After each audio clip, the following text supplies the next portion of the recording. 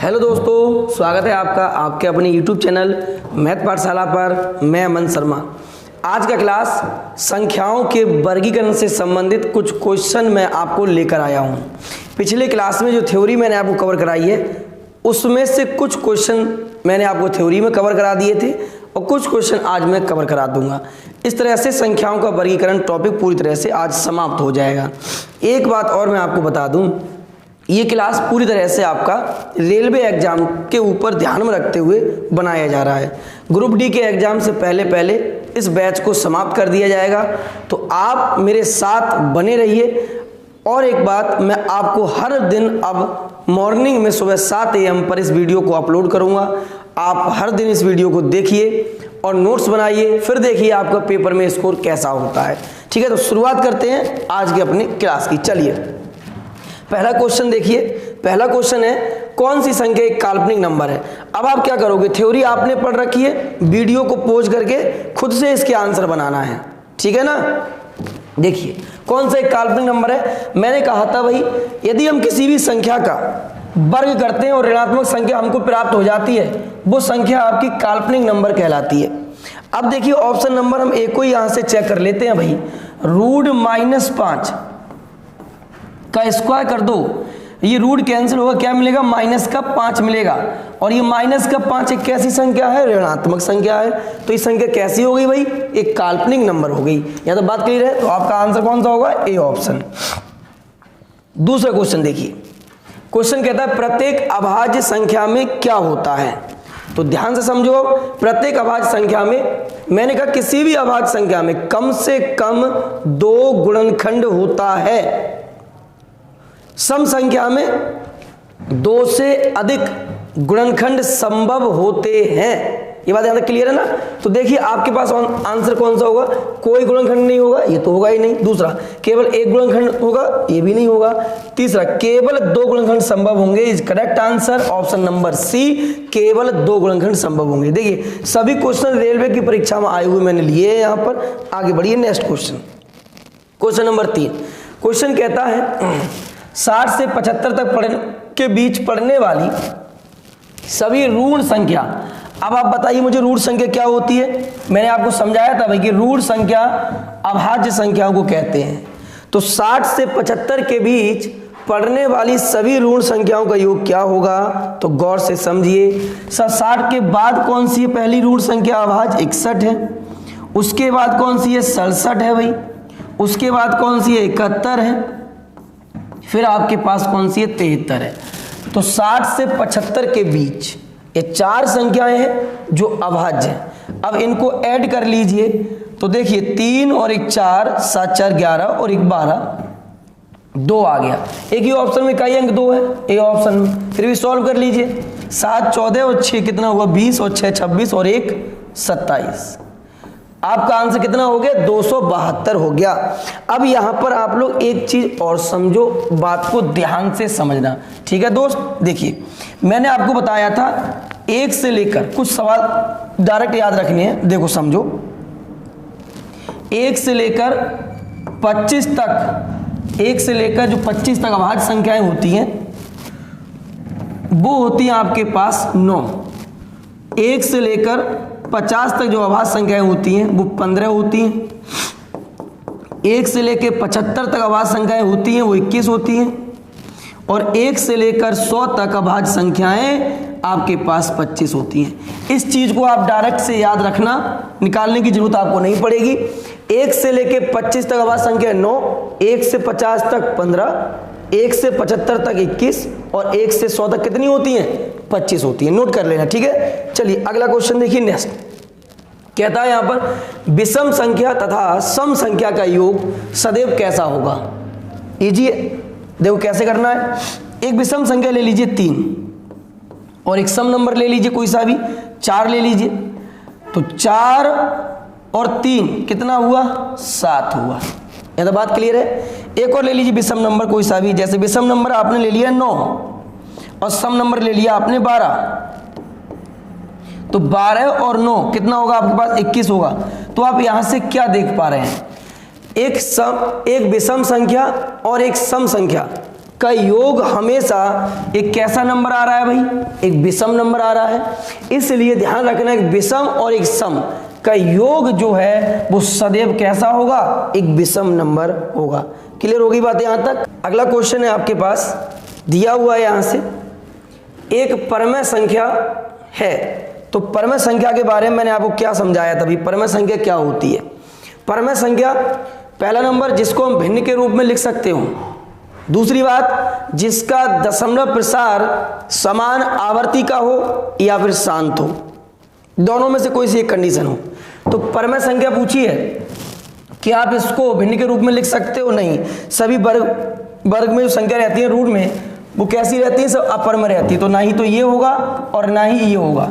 देखिए यहाँ पर दशमलव प्रसार अशांत है, नंबर एक बात, और ना ही आपका समान आवर्ती का, ये भी कैंसिल हो गया।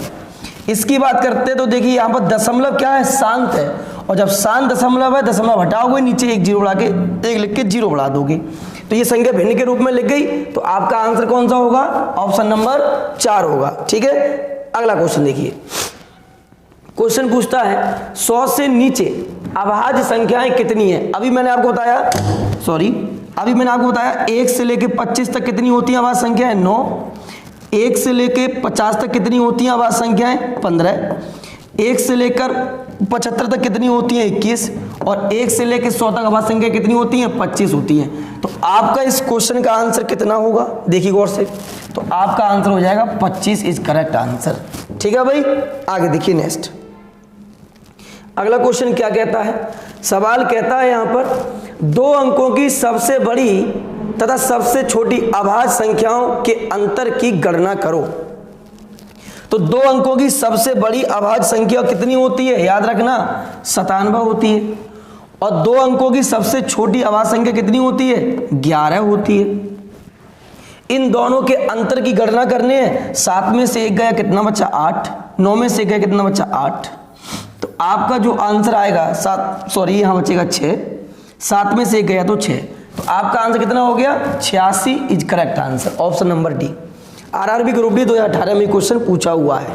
ठीक है ना भाई, अगला क्वेश्चन देखो नेक्स्ट। अगला क्वेश्चन क्या है, बड़े ध्यान से आपको समझना है और इसको खुद से वीडियो को पॉज करके देखना भी है।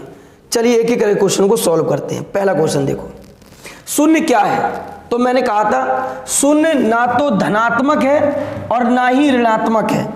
शून्य केवल एक पूर्णांक संख्या है, लेकिन उसे धनात्मक और ऋणात्मक में नहीं रखा गया है। ये बात आप याद रखना है। तो देखिए यहां पर लिखा हुआ है प्राकृतिक संख्या, तो आंसर ये गलत होगा, बी ऑप्शन पूर्णांक संख्या इज करेक्ट आंसर। क्योंकि प्राकृतिक संख्या में शून्य होता ही नहीं है, 1 से शुरू होती है ना। तो इसीलिए आपका आंसर कितना हो गया, ऑप्शन नंबर बी पूर्णांक संख्या है। 0 या शून्य को पूर्णांक संख्या माना गया है, लेकिन धनात्मक और ऋणात्मक में नहीं रखा गया है। आगे सुनो, एक क्या है, भाज्य या अभाज्य। तो मैंने बताया भाज्य सबसे छोटी संख्या कौन सी थी, 4 थी, तो 1 का तो कोई मतलब ही नहीं है। अभाज्य सबसे छोटी कौन सी थी, 2 थी, तो 1 का तो कोई लेना देना है ही नहीं। अब देखिए भाज्य अभाज्य दोनों, तो ना तो भाज्य और ना ही अभाज्य, तो ये भी ऑप्शन नहीं होगा। इसका आंसर होगा नन। एक क्या है, ओनली एक प्राकृतिक संख्या है। ये बात आप याद रखना। आगे बढ़िए, अगला पाई क्या है। पाई क्या है, तो वेरी इजी। पाई क्या होता है, एक अपरमेय संख्या होती है, लेकिन पाई का मान 22/7 एक परमेय संख्या होती है। ठीक है ना भाई। चलिए अगला क्वेश्चन देखिए, प्रथम अभाज्य संख्या कौन सी है। तो प्रथम अभाज्य संख्या होती है 2। अगर पूछ ले प्रथम विषम अभाज्य संख्या कौन सी है, तो आंसर होता 3। लेकिन यहां ओनली पूछा प्रथम अभाज्य संख्या कौन सी है, तो वो कौन सी हो जाएगी, 2 हो जाएगी। ठीक है ना भाई। आगे देखो नेक्स्ट। अगला क्वेश्चन कहता है भाई यहां पर आपसे, निम्न में जुड़वा अभाज्य कौन सी हैं। हमने आपको बताया जुड़वा अभाज्य जो ट्विन नंबर होते हैं, जिन संख्याओं के बीच का अंतर 2 रहता है, उन्हें जुड़वा अभाज्य कहा जाता है। अब गौर से देखिए, यहाँ पर यहाँ अंतर 2 नहीं है, तो यहाँ पर अंतर कितने का है भाई, यह 4 का है। यहाँ अंतर कितने का है भाई, 4 का। और यहाँ भी अंतर कितने का है, 4 का। अंतर कितने का होना चाहिए, 2 का। तो 71 और 73 ये क्या हो गए भैया, आपके जुड़वा अभाज्य संख्याएं होगी। ये अच्छे से आपको क्वेश्चन को समझना है और क्वेश्चन वीडियो को पॉज करके वीडियो को बार बार सॉल्व करिए क्वेश्चन को। यदि आपको कोई दिक्कत आती है तो वीडियो को देख लीजिए, ठीक है ना। चलो आगे नेक्स्ट, अगला क्वेश्चन देखिए, यहां समझो कुछ। प्रथम सम संख्या कौन सी है, तो ध्यान सुनना है। प्रथम सम संख्या कौन सी है, तो मैंने आपको बताया था प्रथम जो सम संख्या है, प्रथम सम संख्या वो होती है आपकी 2। बात क्लियर। इसीलिए हम कहते हैं ना प्रथम सम अभाज्य संख्या कौन सी है, तो 2 है। तो प्रथम सम संख्या कौन सी है, तो आपका आंसर हो जाएगा 2। प्रथम भाज्य संख्या कौन सी है, तो होता आपका आंसर 4। आगे बढ़िए नेक्स्ट, प्रथम सम अभाज्य संख्या कौन सी है, तो सम पूछे या विषम पूछे। अगर विषम पूछता तो प्रथम सम अभाज्य, तो विषम पूछता तो 9 होता, लेकिन सम पूछा तो आंसर कितना होगा, 2। प्रथम सम अभाज्य संख्या कौन सी है, तो 2 हो जाएगी। आगे बढ़िए, निम्न में से कथन कौन सा कथन गलत है, विचार करिए। चलिए इसको भी देख लेते हैं भाई, क्या इसके बारे में दिया हुआ है। देखिए, सभी पूर्णांक परमेय संख्याएं होती हैं। अब पूर्णांक नंबर क्या होते हैं, ध्यान समझो। पूर्णांक संख्याएं 1 2 3 पॉजिटिव नेगेटिव हो और 0 हो, वो सभी पूर्णांक नंबर कहलाते हैं। तो सभी पूर्णांक परमेय होते हैं, ये मैं आपको पहले ही बता चुका हूं। तो ये तो सही है, आपसे गलत पूछा है। दूसरा, सभी प्राकृतिक संख्या पूर्ण संख्या है। तो देखिए पूर्ण संख्या क्या होती है, 0 से शुरू होती है और अनंत तक जाती है। यहां से शुरू करोगे तो ये प्राकृतिक बन जाएगी, इसका मतलब सभी प्राकृतिक पूर्ण भी होती हैं, ये भी सही है। तीसरा, सभी पूर्णांक वास्तविक नंबर है, करेक्ट बात है। देखिए, यदि आप +1 का स्क्वायर करोगे तो प्लस का 1 मिलेगा, -3 का स्क्वायर करोगे तो प्लस का 9 मिलेगा। जब प्लस का 9 मिलेगा, किसी भी संख्या का वर्ग करते हैं और पॉजिटिव नंबर प्राप्त होता है तो वो संख्या वास्तविक होती है। यही आपसे कहा है, सभी पूर्णांक वास्तविक है। हाँ वास्तविक है भाई। आगे बढ़ो, पाई एक परमेय संख्या है, यह गलत है। पाई एक कैसी संख्या है, तो पाई एक अपरमेय संख्या है। तो आपका ऑप्शन नंबर हो जाएगा डी इज करेक्ट आंसर। सभी पूर्णांक वास्तविक नंबर होते हैं जिनको स्क्वायर करने पर एक पॉजिटिव संख्या प्राप्त हो। ठीक है, चलिए आगे बढ़ते हैं नेक्स्ट क्वेश्चन तरफ। देखिए अब देखो अगला क्वेश्चन। अब नहीं है, इतना ही क्वेश्चन था भाई।